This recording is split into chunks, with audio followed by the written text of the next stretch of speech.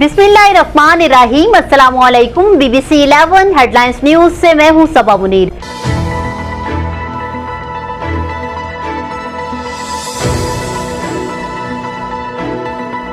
नाजरीन, आपको आगाह करे साहिवाल से, जहां हमारे नुमाइंदा खसूसी अमान हशमत के मुताबिक पाकिस्तान पीपल्स पार्टी जिला साहिवाल के ओहदेदारान का आटा, चीनी, घी और पेट्रोल की रोज बरोज बढ़ती हुई कीमतों के खिलाफ एहतजाज, हुकूमत के खिलाफ शदीद नारेबाजी भी की।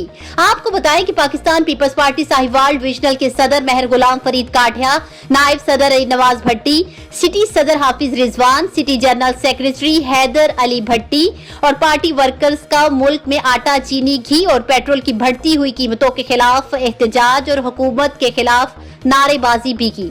आपको बताएं कि पीपल्स पार्टी के सीनियर रहनुमा और साबिक वफाकी वजीर मेहर गुलाम फरीद काठिया ने कहा कि हुकूमत के अवाम को रिलीफ देने के दावे सिर्फ दावों तक महदूद हैं। अवाम भूख, अफलास और गुर्बत से मर रही है और मुल्क का वजीर खजाना अमेरिका में बैठकर ये बयान दे रहा है कि हम महंगाई को कम करने की कोशिश कर रहे हैं। मौजूदा हुकूमत ने अवाम को रिलीफ के नाम पर धोखे के सिवा कुछ नहीं दिया है और हुकूमत गरीब मकाओ के मिशन पर गामजन है।